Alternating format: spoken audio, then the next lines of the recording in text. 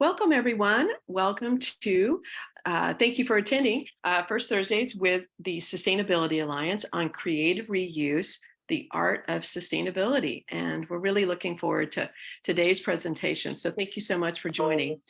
This month, we're excited to welcome our guest speaker, Jennifer Evans, Executive Director of Austin Creative Reuse Center, to explore how they address the escalating global solid waste challenge through creative reuse, zero waste goals, and the circular economy, fostering effective sustainability solutions. So thank you for being with us today, Jennifer. We're looking forward to the insights and expertise you have to share with us and on this very important topic. Teresa is now going to launch our intro poll. If you don't mind, please take just a moment to answer these questions on the pop-up on your Zoom window. And while we begin, this is very helpful to direct our programs committee to make sure we're bringing you the kind of materials you want to hear. So take just a moment there.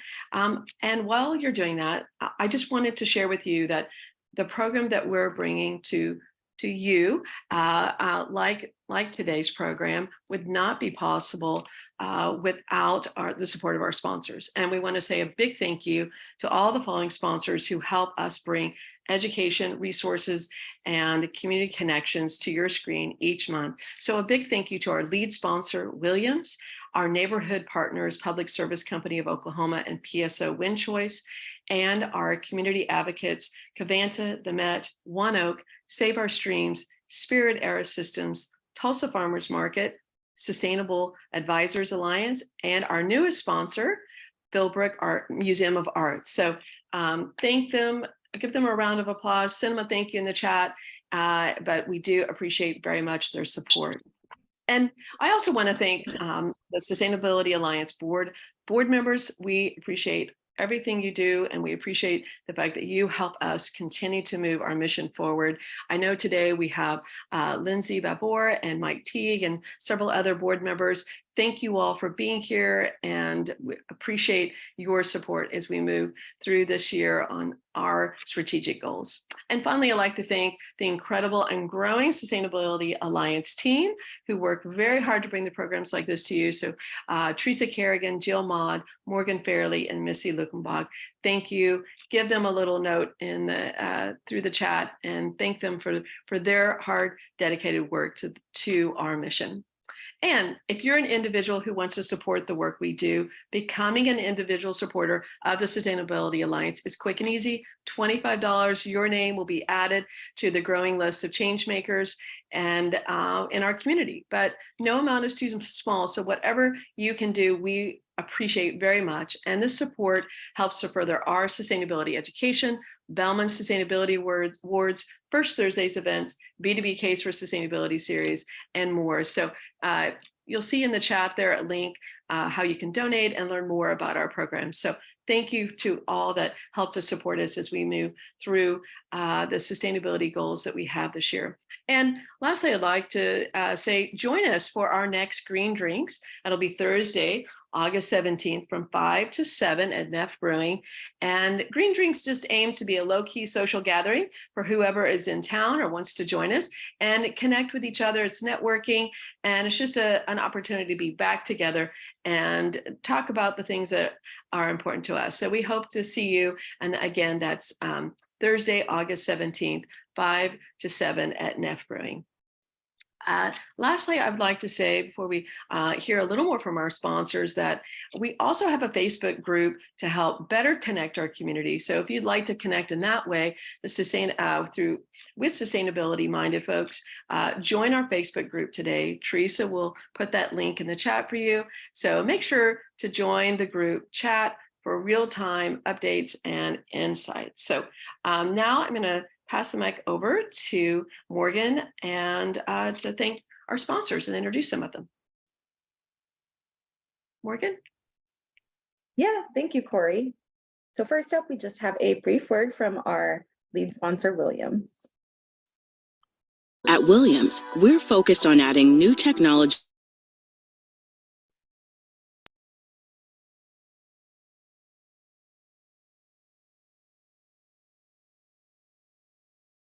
real-time energy optimization across the natural gas value chain. integration and delivery of the fuels of the future, meeting global energy demand and global climate goals. For us, this is just the beginning. Williams, we make clean energy happen. Thank you, Williams. We also have our next sponsor, Public Service Company of Oklahoma, or PSO, and they want you to know about their Wind Choice program. Be a part of the solution to embrace renewable energy and support a cleaner grid transition by enrolling your household or business today by visiting psoklahoma.com/renewable energy or /clean energy/renewable. Next, we have the Met. The Met offers recycling services throughout the year through their drop-off sites and through special recycling events. They also proudly provide meaningful employment opportunities for individuals with disabilities. If you'd like to find out more or learn how you can utilize the resources they provide, go online to metrecycle.com. Here's a message from Save Our Streams, which is a City of Tulsa department that promotes healthy waterways and pollution prevention through their storm water quality program. From environmental inspections and household pollutants collection, they offer various services to help you help our streams. So get in touch via email at stormwaterquality@cityoftulsa.org. We also have the Tulsa Farmers Market, which takes place every Saturday from May to November in the Kendall-Whittier district. We have launched a month-long community challenge with the Tulsa Farmers Market through our TerraScore app a few weeks ago. The challenge, Locavore Lifestyles, encourages eating local and building relationships with farmers and producers in our area. We hope you will still join the challenge while there is some time left and visit the market these next 2 weekends. The top 3 on the leaderboard will win over $150 in market tokens and accessories to bolster your newfound locavore lifestyle. Next up, we have the Sustainable Advisors Alliance.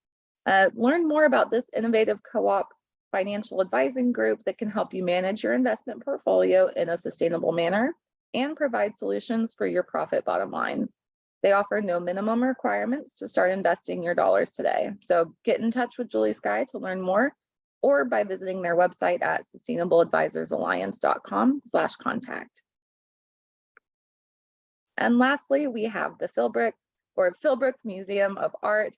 They're very excited about the new work that they have done on their gardens to transition from a traditional landscape to a more pollinator-friendly wild habitat. So check out their gardens this summer or learn more about their events by using the QR code on the screen. And with that, I will turn it back over to Corey. Thank you so much, Morgan.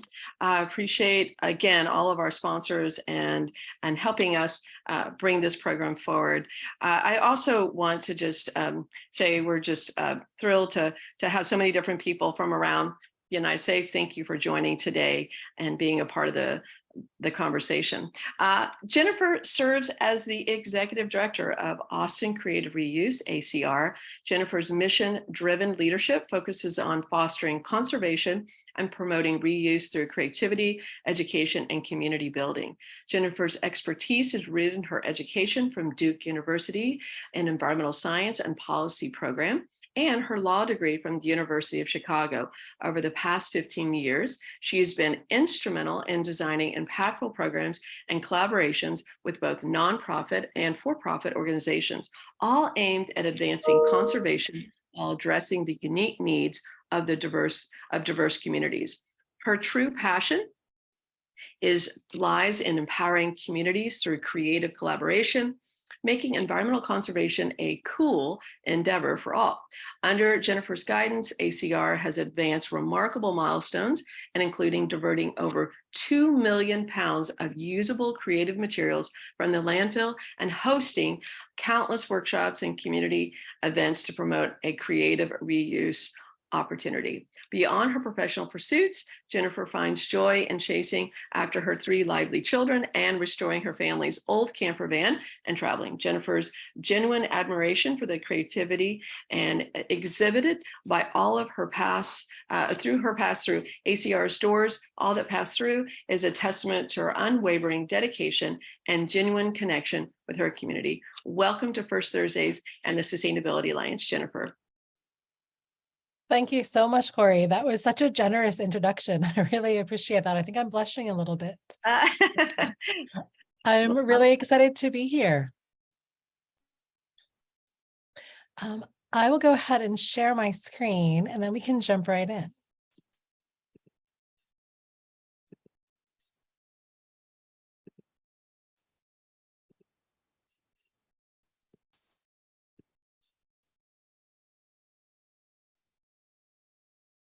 Okay.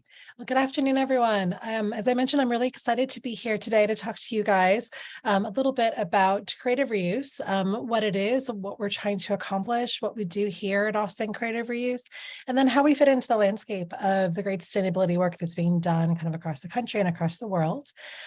So we have a lot to cover, so I'm going to go ahead and jump right in, and I look forward to hearing your questions and hear a little bit more about your experiences as we get to the Q&A portion at the end. All right, so Austin Creative Reuse, we are a local Austin-based nonprofit. Our mission is to foster conservation and reuse through creativity, education, and community building. We were founded in 2009 by a like-minded group of friends who have been watching creative reuse centers pop up across the country and said, hey, we really need something like this in Austin. Austin is such a green city. Austin is such a creative and artistic city. We really need to bring something like this to our city. So this is a photo here of our Creative Reuse Center, and it's sort of the hub of our entire organization is this center. It's about 11,000 square feet, 11,000 square feet of space. We employ approximately 29 to 30 staff members, and over the last year, we had about 19,000 total hours of volunteer labor. So we're about half volunteer labor and about half paid labor at this point. Of course, we didn't start out as this, the largest Creative Reuse Center in Texas. We started out, working out of people's garages and going to community events, and slowly, due to the demand that we found from the community, we've grown to try to keep up with that demand a little bit. I am going to talk a little bit about how we do creative reuse, but I want to point out from the very beginning that the way we do creative reuse might be different than the way other folks do it around the country. So within the United States, we've got hundreds of creative reuse centers, hundreds more across the world. As I mentioned with our mission, our focus is really on the environmental side. So we're interested in the sustainability piece. We're interested in keeping usable creative materials out of the landfill. That's really the center of what we do. Some organizations with creative reuse centers are really more interested in the arts education piece, or bringing workshops and after school programs and those types of things into classrooms. That's another way to do it. Some creative reuse centers are for-profit, some are nonprofit, some are large, some are small, some focus really on teachers, some focus on the public generally, or artists. And so this is just going to be a little one possible way of how we might do it. And I would encourage you, I know you guys are from all across the country. There are creative reuse centers in so many communities across the country right now, and I really encourage you to go and see what's available in your community as well. And like I said, it might look different, but there's so many opportunities out there to see what folks are doing. So here in our Creative Reuse Center, we accept donations of gently used creative materials from individuals and businesses. Then our team of staff and volunteers processes those materials. So that could be, sorting, putting things together, repackaging, testing the materials, and then we make them available through our center, and then also through special projects for educators and artists. So you can think of it like your normal thrift store, right? Except that instead of clothes and housewares, we have creative materials. So as Corey mentioned, to date, we have diverted about 2 million pounds of materials from the landfill. We have about a 97% diversion rate, meaning that of the materials that come into us as donations, only about 3% ultimately ends up in the landfill, which for a thrift store is a very, very low number. We understand that most thrift stores usually will be able to divert about kind of 70, 75, 80% of what they have. And so we really rely on that volunteer force to allow us to do all those little tiny things, the buttons and the pipe cleaners and the pieces that often most places don't have the manpower to make sure that those are taken care of. And then we've also hosted hundreds of workshops and community events to talk to people about what creative reuse is. So we define creative materials very broadly. So when you come into our center, you'll see a lot of things that you might see at a traditional arts and crafts store or fine art store. So you'll see canvases and paint and fabric and yarn. You'll see art supplies for kids. We do a lot with school supplies because it's a real gap in our community in particular.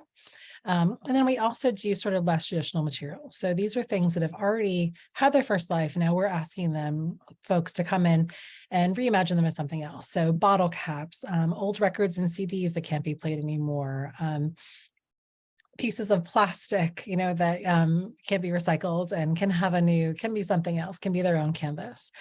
So a lot of our materials come from individuals. These are folks who, are clearing out their craft closet sometimes, or maybe they've tried a new art form and they didn't really like it that much, or it wasn't for them, and so they can bring us their materials, or they have extras and leftover summer project.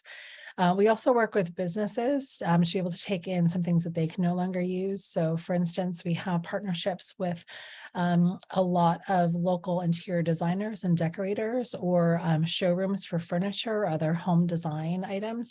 So a lot of what we've taken from them is samples from whatever they're doing. So, fabric samples, carpet samples, tile, all those things. And those are materials that traditionally would end up in the landfill because they turn over so quickly. So, what's popular, what's being sold in the spring is not necessarily popular and being sold in the fall. And so a lot of those things end up in the trash.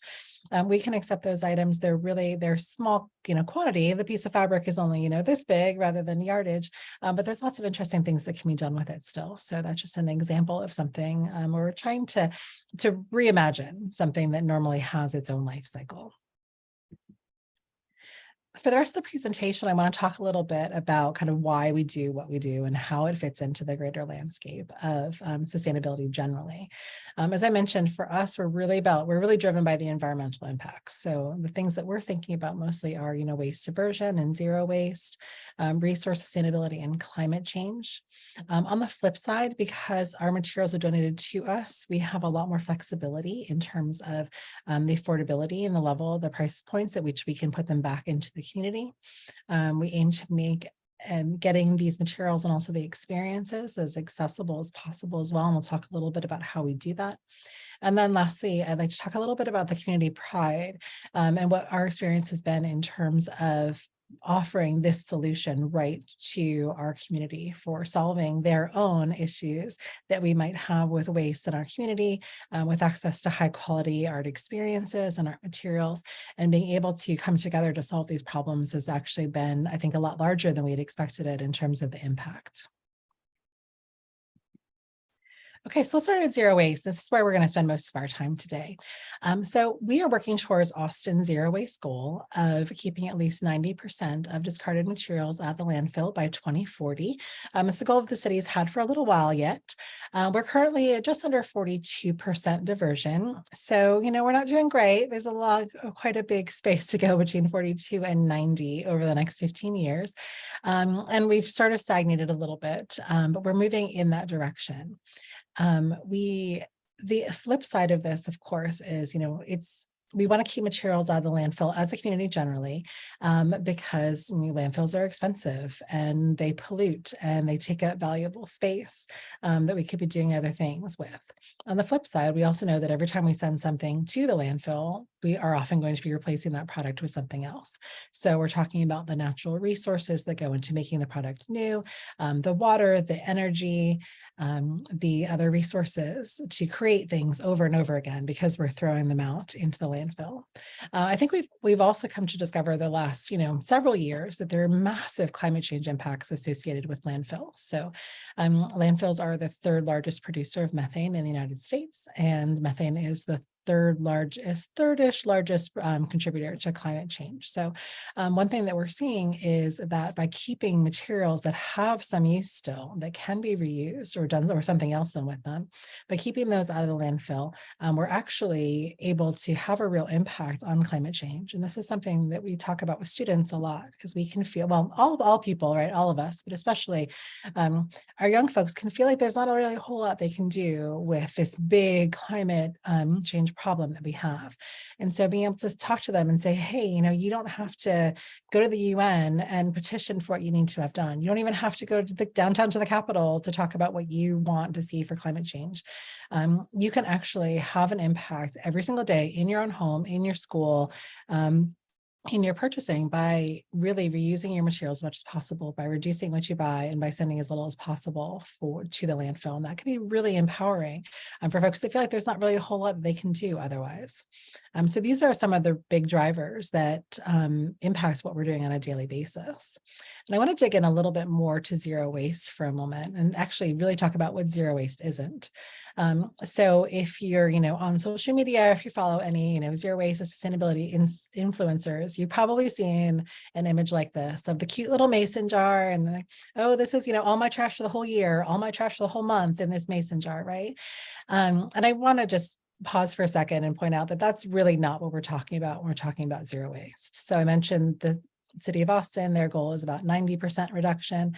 So we're talking about zero waste. We're actually not talking about zero. We're talking about, let's reduce our waste as much as possible. Let's use less, let's reuse more, let's be sending as little as possible to the landfill. But I think that images like this of, oh, this is all I produce, actually can be really detrimental, because I don't know about you, but I have 3 kids, and there's no way that we're going to produce one mason jar, even a day of trash, no matter what we do. And I can feel like, well, if I can't do that, then I might as well not do anything at all. And we really want to avoid that. So zero waste probably isn't really the right answer for it, but as little as possible waste is a bit long for these conversations. We're seeing zero waste sort of having a moment recently. The UN Environmental Program announced the very first International Day of Zero Waste just this past March, in an effort to start to talk about what are we going to do about this absolutely massive trash problem that we have across the country, and across the world. So going back to the very beginning, I know a lot of us will be familiar with, what we call the recycling symbol. It's also known as the chasing arrows in environmental circles, this idea of reduce, reuse, recycle, right? This has been around since, the 70s, we've been talking about it for a long time. But I think one thing that happens is when we talk about it as reduce, reuse, recycle, we can think that, okay, all of those things are really great. So when I have an item, I can either reduce my use of it, I can reuse it, or I can recycle it. They're all the same. And I think we know now that they're not all the same, right? It actually was always meant to be a hierarchy of reducing and then reusing and then recycling. And we've actually expanded that quite a bit into this much larger hierarchy. This is the zero waste hierarchy. It's actually called the zero waste hierarchy of zero and best use. It comes from the Zero Waste International Alliance, and I dropped a link in there if you want to give it a little bit more look after the fact. And this actually sets out a little bit more about how we might think about this waste problem that we have. So instead of just, reduce, reuse, recycle, let's start, at the very beginning, rethinking the whole process, redesigning the whole process, right? So, when I want a bottle of soda, does it really need to come, to me individually packaged? Does it need to come in plastic? What should I be doing? What's the best thing to do with that plastic when it's done? Are there other ways to think about this entire process? If I go to buy an apple, how come I can't just get an apple? How come it comes in a set of 4, and how come it's in its own, clamshell packaging, right?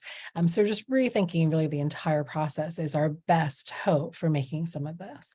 And where we've gone through our, rethinking and redesigning and reducing and reusing, it doesn't mean we're never going to have waste at the end of it, but let's really limit the amount of that waste by rethinking the entire process.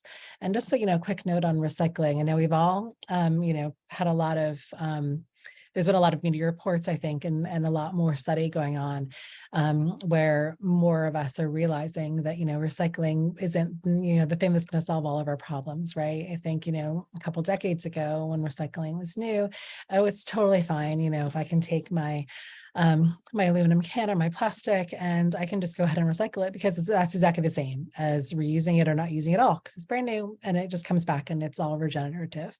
And I think we know, of course, that that's not actually the way it is. The recycling is actually really expensive. It's incredibly resource intensive, uses tons of water, tons of energy, sometimes tons of water to create the energy to get the water to the place it needs to be. And so this is not going to be, the global plastics problem is not something we're going to be able to recycle ourselves out of. Recycling does work, much better for other types of materials, but for a lot of them, we know that's not the answer. And we're finally starting to see some movement at a larger level about kind of addressing that and realizing that we're going to have to come up with a different solution. So that brings us to this idea of the circular economy. So in traditional economy, a take, make, use, and waste. So we take the natural resources, we make something out of them, we use them. When we're done, everything goes into our waste stream. The recycling economy kind of puts a little bit of a side handle on that, where after we use them, then some of those things will go back into the economy through recycling. But as you can see, it doesn't really make a huge and as much of a reduction as we would expect. It brings us the idea then of this circular economy, which instead of, taking it, making it, using it, kicking it out, we're adding some of these other ideas like, well, we'll recycle some of them, but also we'll have a return system to reuse them. So this is the idea of, glass bottle returns and things like that. We'll reuse some of the items that we have. We'll repair a lot of the things that we have that we might have just, not been usable or had to be right into recycling or, pulling out some of the smaller resources within an item. And so the circular economy, the idea is, well, once something comes into the economy, once a natural material comes into the economy, let's keep it circulating at its highest and best use as much as we possibly can. So let's go the other way. So a lot of the work being done in the circular economy space is being done by the Ellen MacArthur Foundation out of the UK. And so they're interested in circulating those projects and materials at their highest value for as long as possible, eliminating the waste coming out of the system. So basically it's a closed system where all the materials are going in and we're keeping them in that system for as long as possible before they're going out. We could talk about the circular economy for the whole afternoon. And while I would love to do that, we only have a little bit of time here. So, but I wanted to, you guys, I'll pass on these slides afterwards. I just wanted to include some links. So there's links down here to the foundation and their work. Here's a video that really sets out kind of what they're thinking about, how they think of the circular economy and some of the work that's being done. So if it's something you're interested in, I'd encourage you to come back and have a look. I mentioned the repairing as a central piece of the circular economy, and I just want to pause on this for a second because we're really starting to see some movement here, both kind of in Europe and the EU and a little bit here as well. So idea behind right to repair. And I guess let's look at, repair generally, right? We can reuse our items. We can keep our items in use as long as possible by having the expertise, the information, and the ability to repair them. So when I was growing up, if our refrigerator broke, we'd have a repairman come out and he or she would fix it. My refrigerator recently broke and we couldn't find anyone to come out and repair it. The answer we got from everyone was just, it's cheaper, or an easier, just buy a new one. It's, we can't get the parts. We don't have the information, like we can't repair it, right? So I think we really have moved away from that. And the idea behind the right to repair is that as consumers, we should have that right to repair our items. We see this a lot in like the tech space, right? Phones, laptops, tablets, those types of things, where we're looking for the folks who manufacture those items to give either us as consumers or third parties who could have repair businesses the access the information that they need to repair these items, access the parts and tools, allow for phones especially to allow unlocking, and then really at the highest level to accommodate repair in the design. So when you're designing the phone, for instance, don't design it as a 1 year or a 2 year product. Design it as a 3, 4, 5 year product that can be fixed if it needs to. And of course, really deeply connected to this is, of course, is our desire as consumers to have new things all the time, right? So there's definitely a mind shift that comes around to it. But at least if we can start by allowing the people who are really interested in being able to continue to use their items as long as possible, by giving them that ability is the first step in kind of making all that possible. So what we're starting to see just recently, honestly, over the last couple years or even months, is we're starting to see a renewed interest in reuse at a much higher level. So, we do reuse within our center, but we're also starting to see it at a global level. We're seeing lots of kind of manufacturers come in. We're seeing new commitments from companies like PepsiCo and Coca-Cola, who are interested in looking at how they might bring reuse into their streams. Most of the movement that we're seeing so far is things like retail spaces where you can bring your own container, right? The vast majority, when they've done the research of what's happening across the world, the vast majority of the success stories are coming from these like bring your own container shops, right?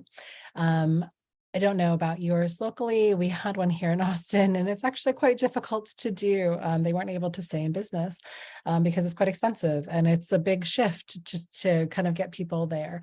But we're seeing some movement there. We're seeing a lot of more movement towards, reusables, right? Moving away from single-use plastics into more reusables. One reason why we're seeing these things is, here's our quote from the Ellen MacArthur Foundation again, that they're projecting that converting the global plastics packaging industry into more reuse models is a $10 billion opportunity, right? So companies are interested because there is money to be made here.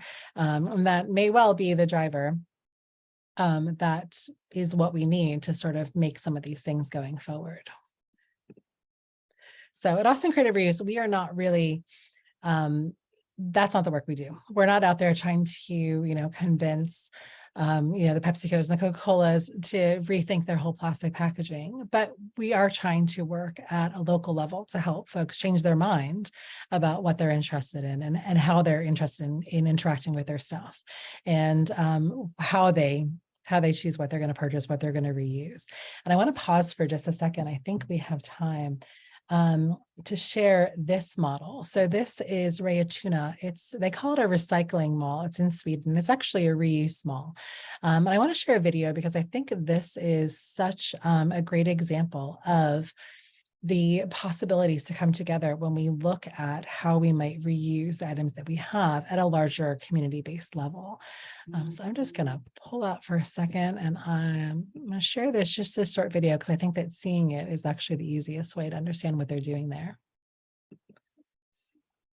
This shopping mall in Sweden may look normal, but there's something different about it. Every item here is second-hand.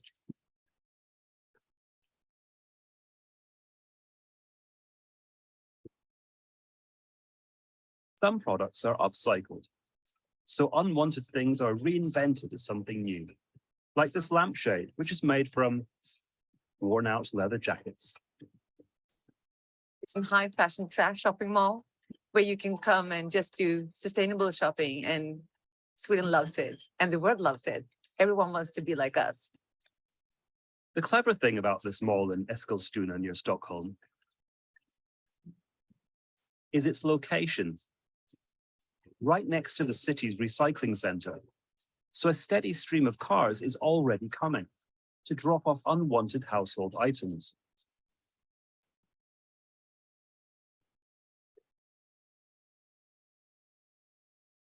A team sorts everything into categories.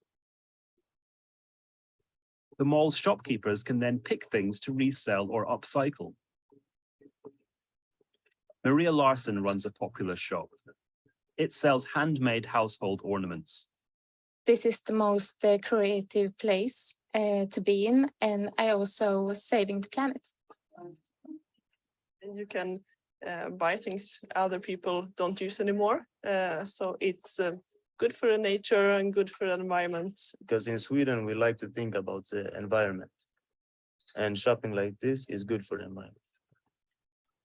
The mall has 14 specialist shops. It also hosts a design school. Students learn how to upcycle commonly donated objects. I really want to make something good about the climate crisis right now, and I feel like I'm on the right place. In 2018, the mall sold second-hand goods worth $1.3 million, meaning unwanted items found new homes.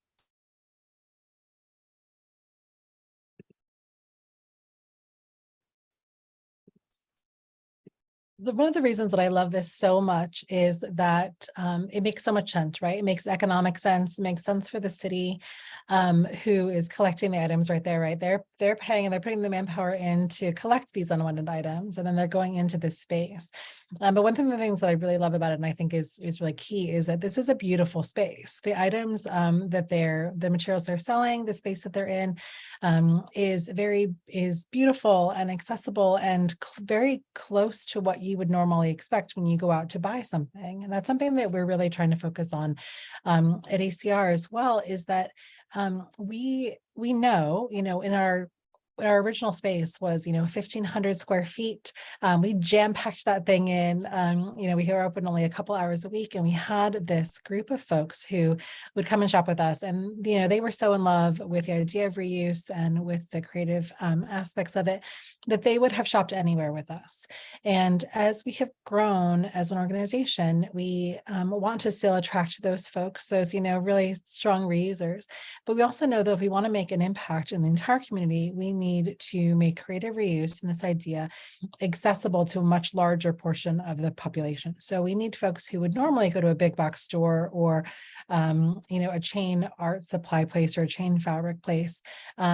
We want to make the experience of shopping with us as fun and enjoyable and comfortable and not too far out of our comfort zone, and to make that it is as close experience as possible. It's what they're used to.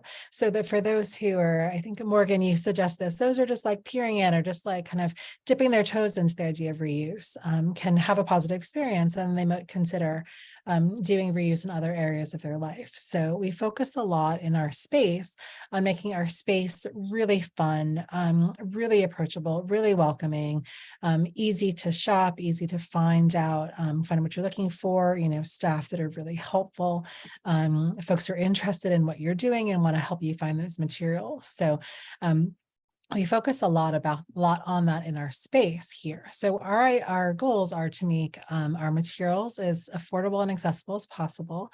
So because we are donation-based, we're able to keep our prices quite low. So even throughout, the financial complications of the last couple of years, we've tried to keep our prices as low as possible. So we rely so heavily on, volunteer labor to help us keep those prices low, because we believe that art and art experiences should be accessible to everyone. And we know from our work with the community and with artists that, when you are able to access an abundance, I like to think of it, of materials, it really does impact what you're creating, right? If I spending my last $20 on a tube of yellow paint, then whatever I'm making will be a painting in yellow. That's what I've got to work with.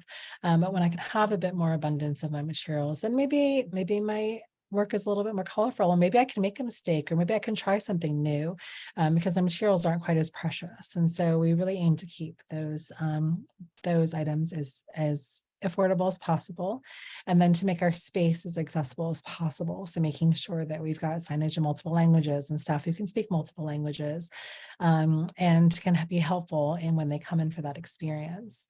And then we also want to make art experiences as accessible as possible. So we offer workshops in our center where we hire outside artists to come in and teach whatever they love to do to our community. Most of those are entry level. You don't need a whole lot of skills to come in and learn something new. We try to make it a place where it's okay to fail. It's okay to come in and either decide you don't like something, or mess it up, or get halfway through and be like, that's not what I meant. I'm going to do something entirely different. So we want people to be able to do that.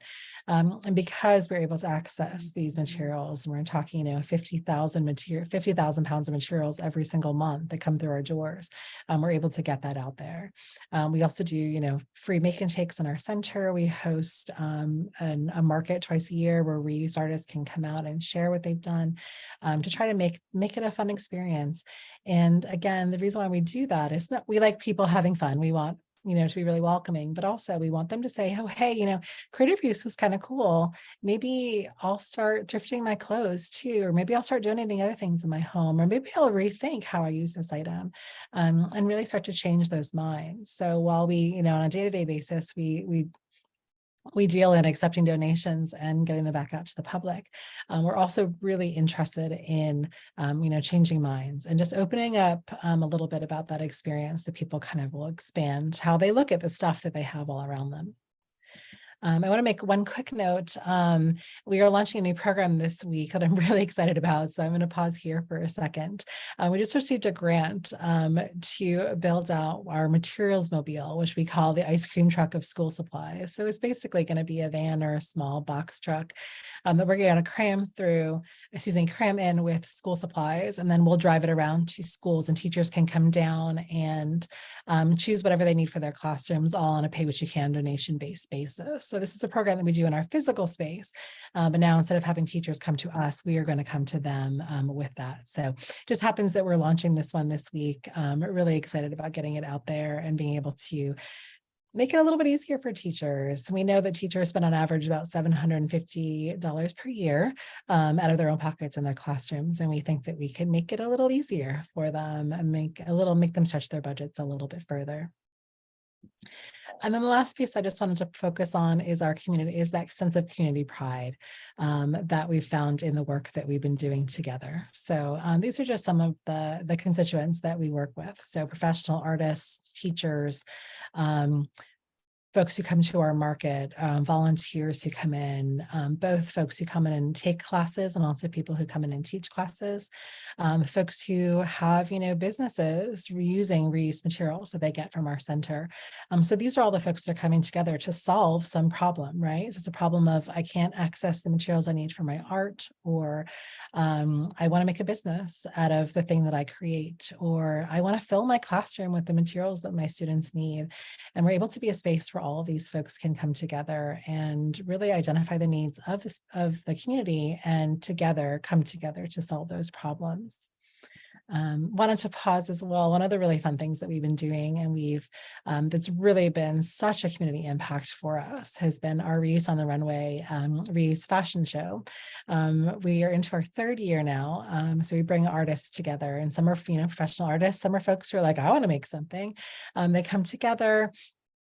And we have just a night of just really celebrating what folks are creating. And as you can see, it's an incredibly large variety of different materials that people are using.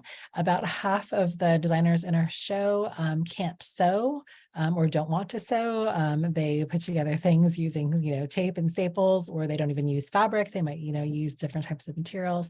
And this has been such a fun, it's something we've been planning for a while, finally had the space to do it. It's been a really fun night to come together and celebrate. So, reuse and sustainability doesn't have to be depriving, right? It can be abundant and celebratory and fun, and we want to help make it that. So how you can get involved. I know most of you guys aren't in Austin, but I bet that a lot of you have a creative reuse center in your community. I encourage you to go out and, shop, donate, volunteer, find those folks who are in your community already doing this work. It doesn't have to look like, a massive creative reuse center. It can be as much as, one cabinet in a local school where teachers can come and share what they have.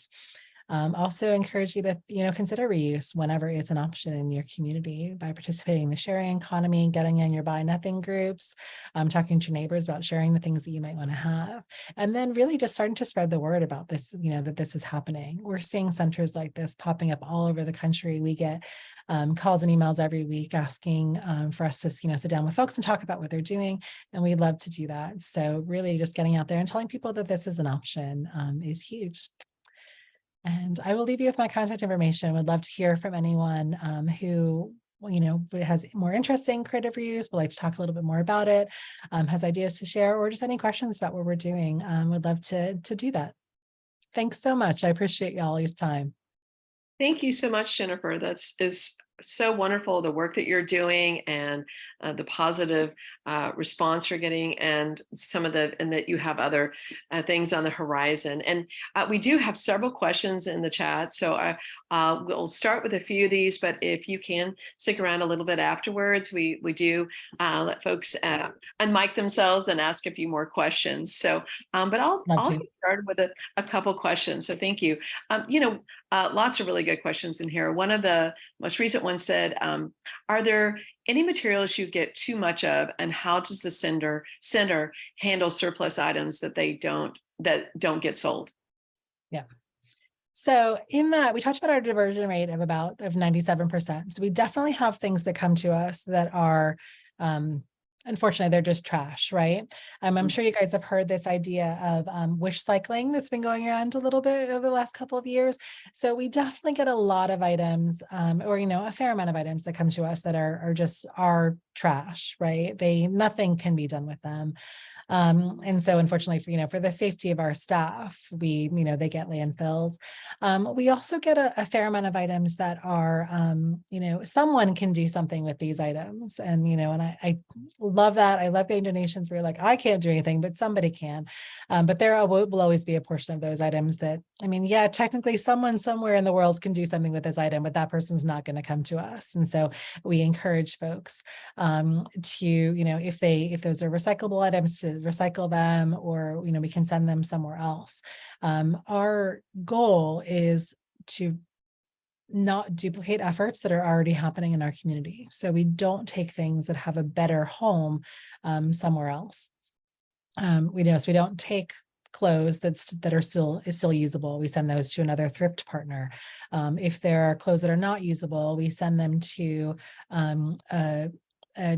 a textile recycler. We have a partner who that makes industrial rags out of natural fibers. So they're able to take a lot of things, if we get, sheets that have holes in them, right? Like there can be another place for them. So we actually spend, and are able to rely on our volunteers to spend a pretty large portion of our time getting things that aren't in the best place for us to the place where they need to be. Then there's also a category of things that are just always going to be a challenge. The biggest one for us is binders. I can tell you right now, we probably have multiple thousands of binders in our center. Folks don't use them anymore. Someone will clear out an office and they'll have hundreds of them. And they've been a big challenge. And I think that's a challenge really for most creative reuse centers. Right. We sell them, of course. We'll be, trying to get as many into the hands of educators as we can over the next couple of weeks as school goes back. The other thing we know is that binders are expensive. Like going out and buying a new binder is going to cost you $8. Like it's silly knowing no one should ever have to buy another binder. There are enough in the world. So for things like that, we try to be as creative as possible. Obviously we give them away to schools for free. We sell them in our center for, 10 cents, 25 cents. But we also take them and we have volunteers come in and we'll actually break them down. So we'll take them and cut off the front and the back, and they're actually pretty interesting, palettes in that way as well. The vinyl will be an interesting texture. We have an old spin art machine and we use them for that. And so we try to think of different ways to use those materials. They can't be recycled because they're mixed materials, but you can kind of take all the pieces apart. You can take off the brackets in the middle, and they could be a hanger or something like that. So, we try to be creative when we can, but I think it's important to remember that we're, again, like zero waste, we're not going to ever get to 100%. We're not ever going to be able to save every single item. And we do ourselves a disservice when we try, because then we're missing the ones that we can actually make a big difference. Right. It's that balance. Another really great question here is asked, it says, how are you shifting people's perspective around used items as good or clean as new items? Yeah. I think a lot of that has to do with the experience when folks come into our center. So we really focus on, as donations come in, we try to present them in the retail space in a kind of familiar and comfortable and clean and appealing way. So, we have volunteers who take all of our quilting fabric and they fold it up really beautifully and they put the colors together and they tie it up in these, great little packages. that's both the way you might see another place, but also really visually appealing for people. And so it's like, oh, okay, well, this is actually something that I couldn't get somewhere else. So, it has maybe even a different higher value than other places. We make sure that any electronics that come into us, so sewing machines, sergers, crickets, those types of things, they all get tested by another team of volunteers, so that when we're selling something, we are able to say like, hey, here's all the information about this machine, and it works, and it's comfortable, or sorry, that you'll be able to use it at home. We try to design the store in a really kind of joyful and playful way, but also make it easy to find things, so that I should be able to walk into our center and find pom-poms just as easily as I can walk into, a big box store and find pom-poms. Right. And so, it's these little pieces that make it comfortable, that are helping us to get the folks that would naturally come to a creative reuse center. But then also, once they're there, we know that most people come to us because we have low cost art and craft supplies, and that's awesome. Like, that's a great way to get people, a great place to get people in. But then once we're here, once they're in our center, they're going to learn about their impact, right? They're going to learn about the great environmental decisions they're having. They're going to learn about what their community is doing. And then we can start to kind of, change minds that way. We won't be for everyone, but, as many people as we can be, the better. Thank you. And we have lots of questions, but with our remaining time, we have few more minutes, but there's a lot of questions about funding, like how you're able to keep this dynamic space open, and what your streams of income, where you're getting that. Is it from the sales, or how you're able to keep the doors open? Yeah, that's a great question. So the vast majority of our budget comes from, actually, Becca, I should say, it is very expensive. It is expensive to run our center. I think I mentioned we have 30 staff. So a lot of them, that's a variety between, full-time staff and staff who work 1 or 2 days a week, right? And that includes both our processing and retail space, but then it also includes our volunteer coordinators and, our programming people and all those other folks. And then that, 18, 19,000 hours of volunteer time. Austin is a very expensive city to be right in. Our building is very expensive. We are up for a lease negotiation and keeping our fingers crossed that we'll be able to keep it. So definitely, I think that's the biggest consideration. The money and the being able to be sustainable as an organization and be able to keep that funding stream going. Typically, historically, about 85% of our total revenue or total income comes from center sales. So the model was designed to have a strong earned income stream, and to make sure that we can be sustainable outside of other funding sources. So I really like that, because that means that we're not necessarily beholden to grants all the time. So a lot of nonprofits, I'm sure you guys know, it can be very difficult to plan when you don't know what the funding source is going to look like. You don't know if that grant is coming back next year. You might have to take a grant to keep the doors open. That's maybe not exactly what you want to do. And then you have, some mission creep. And so that earned income stream gives us a lot of flexibility. And then in addition to that, I would say about kind of 5 to 10% comes in through individual donations from individual folks who donate to us throughout the year, folks who donate when they're in the center. And those are, 50 cents, $1 here and there, right? As people add a little bit on the end of their transactions with us. That's actually quite a big piece of it. And then, of course, during COVID was a difficult time for us, I think for almost any nonprofit small business organization generally. We definitely spent a lot of focus making sure that we could get every penny that was available to us, whether it was in, federal relief or city grants or anything like that. So we were able to maximize that. I mentioned the grant that we got for our Oldsmobile. That's actually only our second and by far the largest programming grant that we've ever received. So this is actually, it's a bit of a foray for us into something, a little bit new there. But I would say, a lot of creative reuse centers that focus on education will be mostly grant funded. for us, we've chosen to go in a different direction to have that kind of flexibility with that different focus that we have. But I would say the thing that's the hardest thing for getting off the ground as a creative reuse center is raising enough money to have a physical space and to have even one staff member. And that was definitely, it took us 7 years to get to that point. Well, congratulations. That's a big deal to get to that point and have that large of a team making that difference, and knowing that even though you do, there's still the constant challenge and work, of course, to keep it going. There are a couple. Let's see. I think we have time for just maybe one more question. There is also, we have here in Tulsa the Pencil Box, which works with schools and teachers. And so glad to make a connection if that would ever be helpful, just kind of how they manage that here. And, there's two questions, and I'll let you pick which one you want to answer with the remaining time.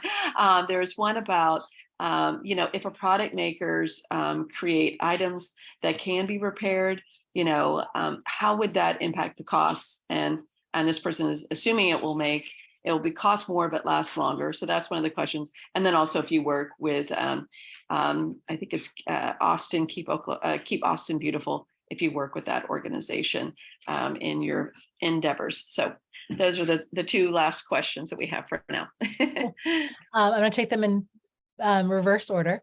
Okay. So yes, we do work with Keep Austin Beautiful, Keep Texas Beautiful. One of the biggest ways that we've been able to grow as an organization, or grow our impact, I guess, as an organization, is through creative collaborations. So figuring out who in our community, figuring out what the needs are in our community is the biggest thing. Talking to different organizations, being like, what do you do and what can we help with? What can we come out and do? So sometimes it's a matter of helping them get material. Sometimes it's doing joint programming. We actually are just about to launch some programming with an organization called Bat Conservation International, which doesn't seem like a natural collaboration, right? But we're both about the environment and making kind of a safe, comfortable, productive natural environment for both our humans and our animals. And so we're launching a set of programs together where we can provide some of the workshops and the fun artistic stuff to help folks learn about bats and why bats matter. And, and if you've been to Austin, bats matter a lot. We have, the largest urban bat colony in the world, and very nearby the largest colony of mammals in the world, and bats. So we love bats. But my point being that the collaborations are really important. Getting out there and talking to folks and telling them what they need is the only way that we can have an impact, that a real impact, and not just be doing the thing that we think makes sense. We want to know what actually makes sense. And then, yes, getting back to the right share park question, I think that's a really great point, right? I think a great example of that is fast fashion, right?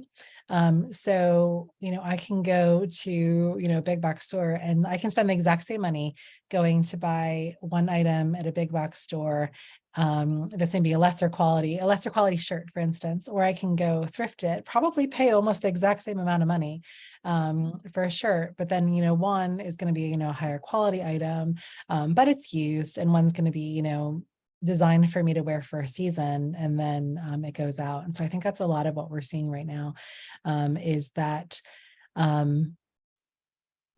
people care about prices, right? The economy is difficult, things are hard right now, and it really makes a difference to us how much money we're spending on what our needs are. And so I think we have to pay attention to the fact that making things more expensive, even if that means that over the course, they're less expensive over time, definitely less impactful for the environment, that's really important. And I know I only have another second, but I just, as a side note, one thing that makes me crazy is I think that from a sustainability community perspective, so we're letting people get this idea that in order to be sustainable, they have to make these huge investments in their most fanciest possible reusable straws and their fancy, stainless steel bento boxes for their lunches and all these pieces. And I think that it shows a little bit of ego, actually, I think, for us sometimes, where we act almost like we're reinventing this thing, right? We're inventing sustainability. No one's ever done it before. And, we were talking earlier, I think a lot of us just need to look back at our grandmothers, right? Like my grandmother never met a Ziploc bag or a piece of tinfoil that she couldn't reuse, right? And so there's a real equity piece in it if we are presenting sustainability as something that's only for resource folks, right? If you can only make a good environmental choice if you have the resources to do it, the financial resources to do it, that's leaving out the folks who are actually being sustainable already in their work. And I think as a community, we really need to kind of reckon with that. Great point. Thank you for that aside. Thank you so much. And again, thank you for sticking around a little bit longer. I know there's more questions and we have several more in the chat, but thank you for bringing this to our attention. It's definitely something that we have focused on as well with our app, TerraScore, is things that we can do to reduce and reuse and rethink and those kind of things before we get to the recycling point. So really appreciate your thoughtfulness there and the work that you're doing. So I think we'll wrap up and then we'll stick around for a few more questions. So thank you all again. Thank you again, Jennifer. Give Jennifer a round of applause. Thank you very much for your time today and the work that you do. We also take a moment and complete the exit survey if you can. Again, that really helps us bring things forward for you.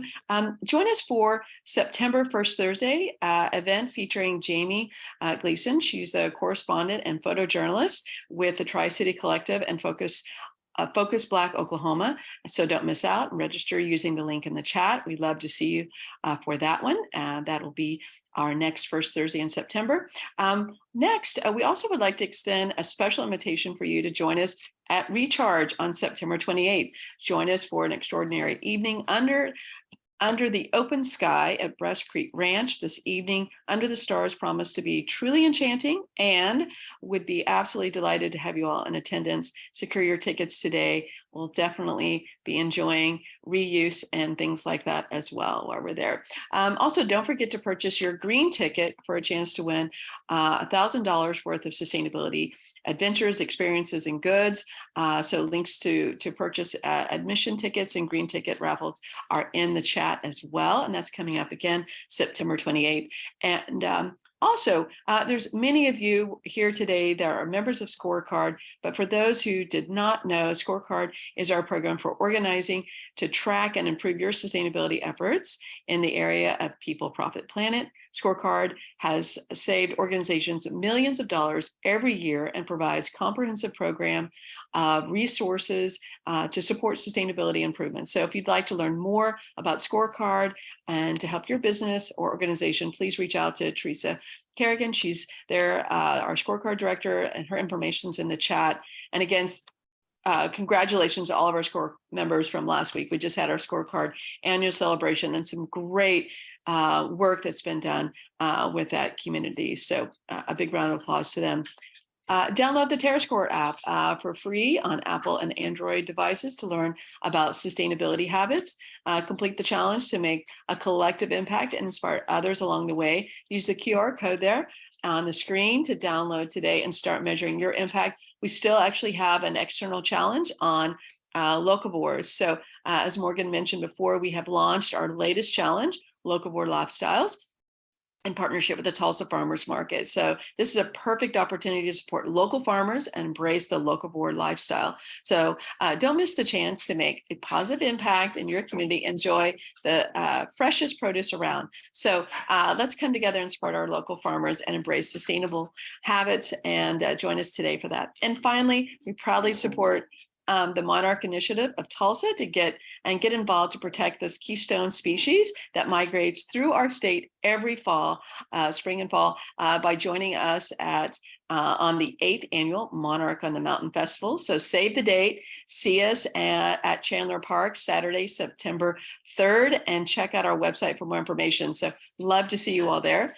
And again, thank you to our sponsors, our lead sponsor, Williams, our Neighborhood Partners Public Service Company of Oklahoma and PSO Wind Choice, and our community advocates, Cavanta, the Met, One Oak, Save Our Streams, Spirit Air Systems, Tulsa Farmers Market, the Sustainable Advisors Alliance, and Philbrook Museum of Art. We are so thankful to have each of them helping support this type of programming. So we look forward to seeing you at our next First Thursday on Zoom, September 7th. So see you there. All right. Thank you, everyone. Thanks for joining.